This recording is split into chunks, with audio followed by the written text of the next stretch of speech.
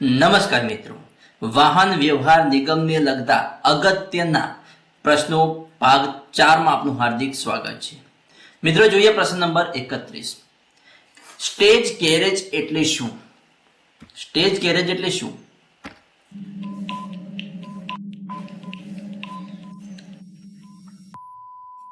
તો આપણો જવાબ રહેશે ઓપ્શન એ કે નક્કી કરેલા ભાડાને રૂટ પર સ્ટેજ વાઇઝ ચાલતી બસ એટલે સ્ટેજ ગેરેજ. સ્ટેજ ગેરેજની મુખ્ય લાક્ષણિકતાઓ જોઈએ તો કે આ વાહનો ચોક્કસ નક્કી કરેલા રૂટ પર જ દોડે છે. મુસાફરોને બેસાડવા અને ઉતારવા માટે રસ્તામાં ચોક્કસ સ્ટોપ હોય છે. દરેક મુસાફરે પ્રવાસના અંતર મુજબ પોતાનું વ્યક્તિગત ભાડું ચૂકવવાનું હોય છે અને સરકારી કે ખાનગી લોકલ બસો આનું સૌથી ઉત્તમ ઉદાહરણ છે, જેને સ્ટેજ ગેરેજ કહે છે. એટલે નક્કી કરેલા ભાડાને રૂટ પર સ્ટેજ વાઇઝ ચાલતી બસ એટલે સ્ટેજ ગેરેજ. પ્રશ્ન નંબર 32. એસટી બસમાં કંડક્ટર માટેની બેઠક ક્યાં અનામત હોય છે?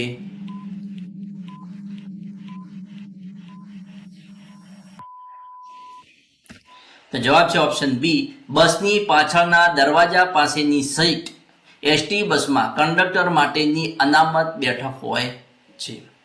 ગુજરાત એસટી બસમાં કંડક્ટર માટેની બેઠક બસમાં પાછળના પ્રવેશ દ્વારની બિલકુલ નજીક અનામત રાખવામાં આવે છે. બસમાં મુસાફરોને ચડવા ઉતરવા માટેના પાછળના દરવાજાની બરાબર બાજુમાં કંડક્ટરની સીટ હોય છે, જેથી તેઓ દરેક મુસાફર પર નજર રાખી શકે અને સરળતાથી ટિકિટ આપી શકે. જીએસઆરટીસીની પ્રમાણભૂત એક્સપ્રેસ બસોમાં સામાન્ય રીતે સીટ નંબર 33 થી 38 દરમિયાન કંડક્ટર તેમજ તેમની સાથેની ઓફિશિયલ કીટ, લગેજ બોક્સ અને ફાળવવામાં કે અનામત રાખવામાં આવે છે. જોઈએ પ્રશ્ન નંબર 33. કંડક્ટરનું લાયસન્સ કોણ ઇસ્યુ કરે છે?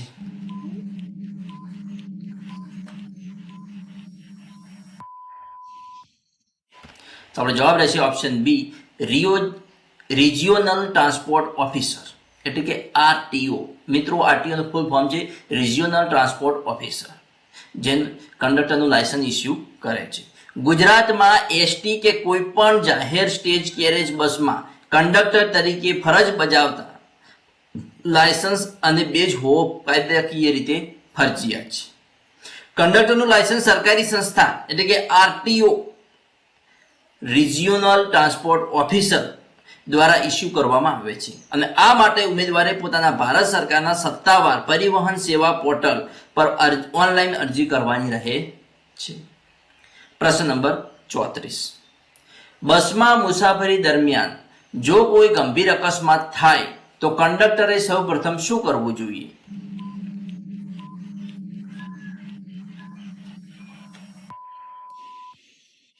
તો જવાબ રહેશે ઓપ્શન બી કે ઈજાગ્રસ્તોને પ્રાથમિક સારવાર આપી 108 અથવા તો પોલીસને જાણ કરવી એ તેનું પ્રથમ કાર્ય રહેશે. મિત્રો તાત્કાલિક પગલાં લેવાના જોઈએ તો કે કંડક્ટરે શું તાત્કાલિક પગલાં લેવા જોઈએ? તો કે ડ્રાઈવરની મદદથી બસનું એન્જિન બંધ કરાવવું પહેલું તો, અને જો આગ લાગવાનો ભય હોય તો મુસાફરોને તાત્કાલિક ઇમરજન્સી દરવાજે બારીઓથી બહાર કાઢવા. કંડક્ટર પાસે ફર્સ્ટ એડનું સર્ટિફિકેટ હોય છે. બસમાં રહેલી ફર્સ્ટ એડ કીટનો ઉપયોગ કરી ગંભીર રીતે ઇજાગ્રસ્ત મુસાફરોની તાત્કાલિક સારવાર શરૂ કરવી જોઈએ. જેમ કે લોહી વહેતું હોય તો તેને અટકાવવાની પ્રોસેસ કરવી જોઈએ. બીજું જોઈએ કે મિત્રો કંડક્ટરે કોઈ પણ વિલંબ વગર પોતાના મોબાઈલથી 108, 100 નંબર કે 112 પર તરત જાણ કરવી પડે. ઈજાગ્રસ્તોને હોસ્પિટલ પહોંચાડવા માટે સૌપ્રથમ તો એમ્બ્યુલન્સને બોલાવવું પડે. જો એવો કોઈ કેસ હોય તો 108 પર ફોન કરી ઈજાગ્રસ્તોને હોસ્પિટલ પહોંચાડવા માટે એમ્બ્યુલન્સને બોલાવવી પડે. અથવા તો કોઈ પોલીસનો કેસ હોય તો અકસ્માતની જાણ નજીકના પોલીસ સ્ટેશને જરૂર કરવી જોઈએ, 100 નંબર કે 112 નંબર પર કોલ કરીને. બીજું કે પોતાના એસટી ડેપોના કંટ્રોલ રૂમને અકસ્માતની વિગતવાર જાણ કરવી, જેથી બીજી બસ અથવા તો મદદ મોકલી શકાય. આ કંડક્ટરના મુખ્ય કાર્યો હોઈ શકે છે. જોઈએ પ્રશ્ન નંબર 35. મુસાફર સાથે કંડક્ટરનું વર્તન કેવું હોવું જોઈએ?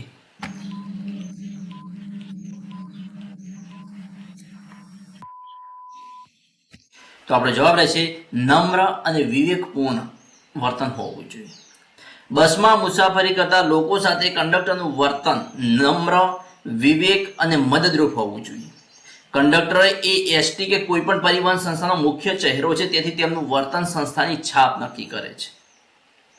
મોટર વાહન અધિનિયમ અને એસટીના નિયમો અનુસાર મુસાફરો સાથે કંડક્ટરનું વર્તન કેવું હોવું જોઈએ કે નમ્રતા અને આદરપૂર્વક વ્યવહાર હોવું જોઈએ.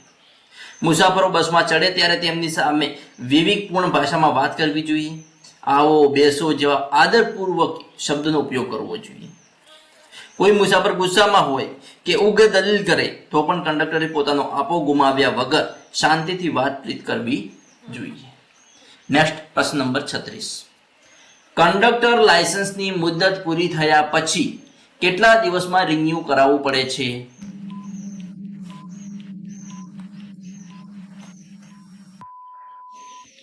આપણો જવાબ રહેશે ઓપ્શન એ, 30 દિવસની અંદર રિન્યુ કરાવવું પડે છે.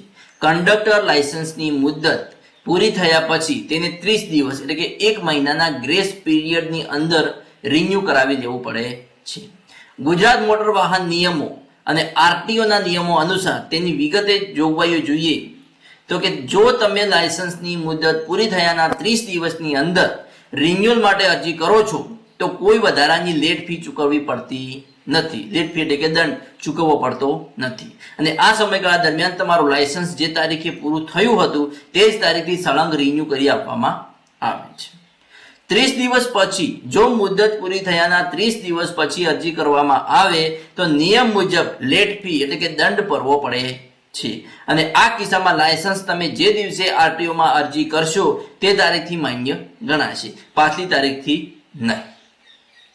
જોઈએ આગળનો પ્રશ્ન નંબર 37 કે જો કોઈ મુસાફર બસમાં નશો કરેલી હાલતમાં જણાય તો કંડક્ટરે શું કરવું જોઈએ? તો આપણો જવાબ રહેશે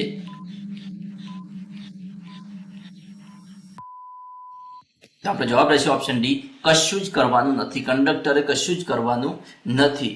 જો બસ ઉપડી ન હોય, સોરી મિત્રો, કે શાંતિ જાળવવી, પહેલા તો દલીલ ન કરવી.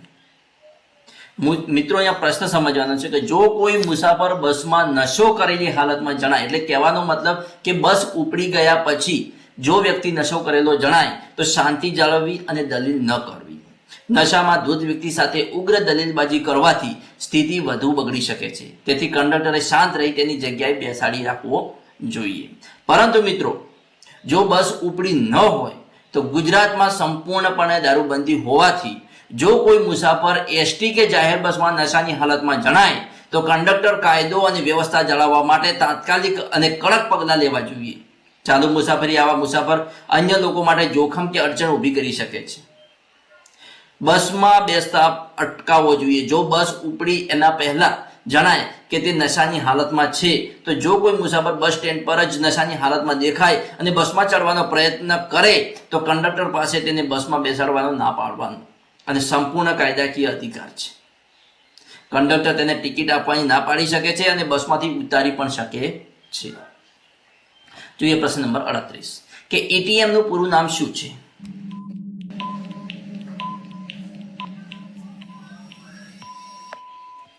તો આપણો જવાબ રહેશે option A, electronic ticket machine, જે ઈટીએમ નું ફૂલ ફોર્મ છે. ઈટીએમ મશીનનું પૂરું નામ શું છે? તો કે electronic ticket machine. Gujarat ST અને અન્ય જાહેર પરિવહનની બસોમાં કંડક્ટર દ્વારા મુસાફરોને ઝડપી અને ડિજિટલ ટિકિટ આપવા માટે આ હેન્ડલેન્ડ એટલે કે હાથમાં રાખી શકાય તેવું મશીનનો ઉપયોગ કરવામાં આવે છે. જોઈએ નેક્સ્ટ પ્રશ્ન નંબર 39 કે એટીએમ મશીન ચાર્જ કરવા માટે કયા વોલ્ટેજનો ઉપયોગ થાય છે?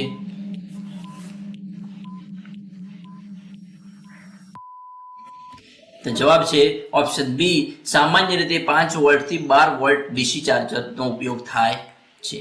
બસમાં વપરાતા ઈટીએમ એટલે કે ઇલેક્ટ્રોનિક ટિકિટ મશીનને ચાર્જ કરવા માટે 5 વોલ્ટ અથવા તો 9 વોલ્ટના ડીસી આઉટપુટ વોલ્ટેજ ધરાવતા ચાર્જરનો ઉપયોગ થાય છે.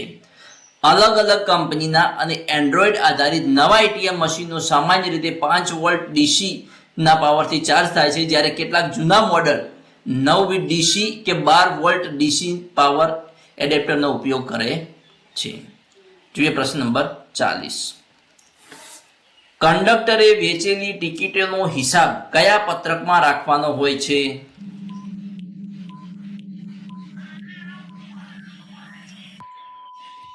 તો આપણો જવાબ રહેશે ઓપ્શન એ, લોગ શીટ અથવા તો વેબિલમાં રાખવાનો હોય છે. વેબિલમાં કંડક્ટર તેની આખી ડ્યુટી દરમિયાન સત્તાવાર રીતે નોંધો રાખવાની હોય છે.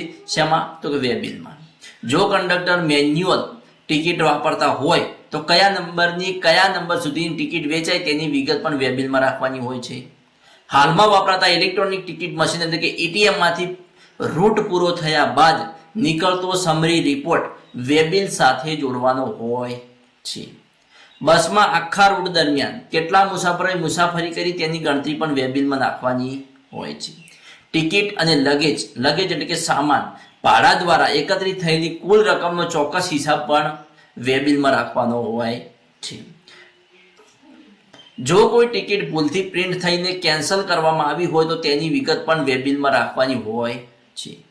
તો વિદ્યાર્થી મિત્રો, આજના ટોપ 10 પ્રશ્નો અહીંયા પૂર્ણ કરીએ છીએ. નેક્સ્ટ ટોપ 10 પ્રશ્નો જોવા ચેનલને સબસ્ક્રાઇબ કરવાનું અને તમારા મિત્રો સાથે લિંક શેર કરવાનું ના ભૂલતા. Thanks for watching my video.